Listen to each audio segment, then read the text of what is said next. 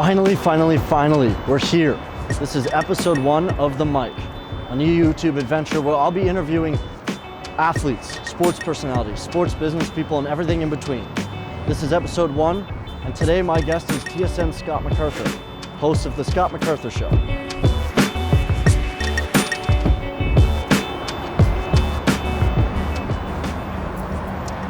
Scott MacArthur, thanks for doing this. Great to be here. So, we're in front of Scotiabank. I'm going to start you off. Yep. You're an Oakville native, a Leaf fan. Yep. How do you feel about this team going into this season? Well, I turn 40 next year, and I say that this is the most anticipated Leaf season of my life. The Tavares signing is hugely exciting. Right. And I can't, we're at a point here now toward the end of summer. We just can't wait to get all the content started, whether it's Leafs, Raptors, baseball playoffs, NFL coming back. It's going to be huge. I can't even imagine what TSN's like, just waiting for puck drop type of thing. The other team that plays in Scotiabank, the Raptors. Yeah. I mean, they did something that I don't think a lot of people expected. Kawhi Leonard. As a Raptor fan, and as somebody who has to watch the team for your job, what do you think of that? I think it's an incredible gamble by Masai. And I think sometimes in life, you've got to take gambles. Alex Anthopoulos did it in the 2015 season with the Tulowitzki and Price acquisitions. Right, yep. I think you work off this premise. Even though LeBron's headed to the Western Conference, these guys, Masai, Bobby, believe that roster, as it was constructed, had maximized its potential. Right. Scott, in your job, you have the opportunity to interview amazing people, athletes, sports personalities. 2 questions. 1, who's your favorite interview? And who's at the top of the list of, you want to interview? Okay, so it's along the same theme. And if you listen to my show, you know that I've developed a pretty strong interest in some of the socio-cultural dynamic in sports. And if you've listened to my show, you know where I stand on the so-called anthem protests. I'm a firm supporter of Colin Kaepernick and his movement. So I actually did an interview in early August with Mahmoud Abdul-Rauf, who was born Chris Jackson in Louisiana, and like Lou Alcindor, Kareem Abdul-Jabbar converted to Islam, changed his name to Mahmoud Abdul-Rauf, and played in the NBA in the 90s, and refused to stand for the anthem. And that became, in the pre-social media era, a huge story in the mid-90s.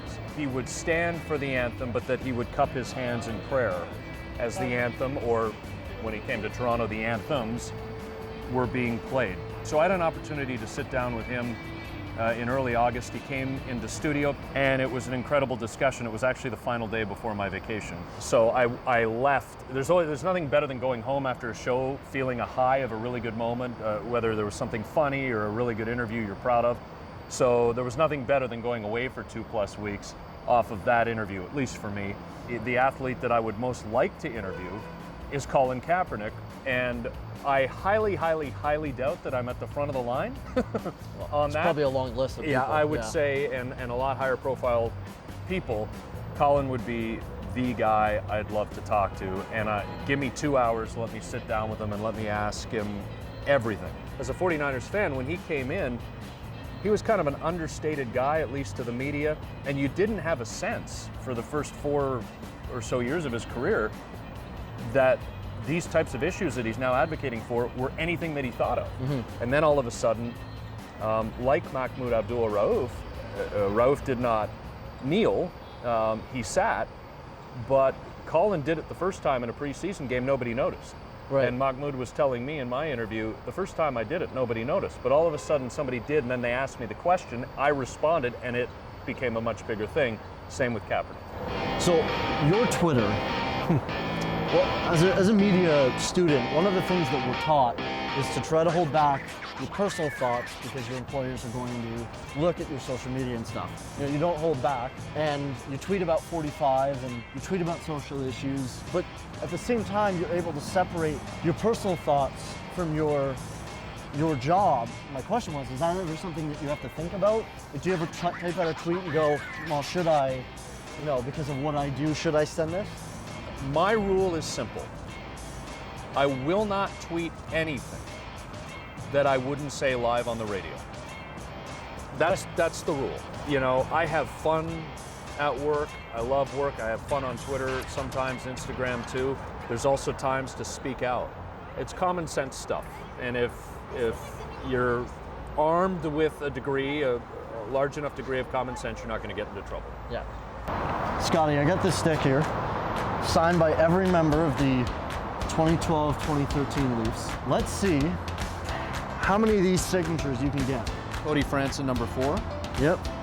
Yeah, that's a John Michael Lyles, 24. See, I go by numbers. You can't read No, half you can't these read names. any of I don't these. know what that is. Maybe we should get a zoom in on the stick because you can't read like that's like just half of these. That's just a scribble. Yeah. Like I don't even know what to make of I that. think I know who that is though. That? Yeah, I think that's. Is that a 1? I think that's a 1, and that would be. Yeah, but Reimer and Scrivens oh. were the goalies, so. No, but could it be Marley's goalie who just happened to be there and they signed the stick? UC Rhinus? UC Rhinus. Because he did wear, I believe, number 1. Was Mark Fraser on that team? Yeah, he was. So like that kind of looks he like took the puck in the yes, playoffs. that's Colt Noor, 28. Yep. I remember Colt Noor wearing 28, obviously. Certified beauty, Colton. Oh yeah, yeah. No, this is a great keepsake of. So the reason I brought it yeah. is because a couple weeks ago you tweeted, "What is your favorite piece of sports memorabilia that you own?" Yes. Well, better days are ahead for the Leafs. Hopefully. I think we believe that. So. Thanks for doing this, Scott. Thank you. Really appreciate You you bet. having coming out. The first episode of The Mike. Yeah. I guess I never really told you the name of it. No, you never told me the mic. The and mic, you've yeah. got your first fan hiding in behind us here. Yeah, hopefully. Thanks for watching episode 1 of The Mike. We got episode 2 coming out in a week. I'll be joined by Tom and Jake, the 2 guys who founded Bab Socks. Stay tuned.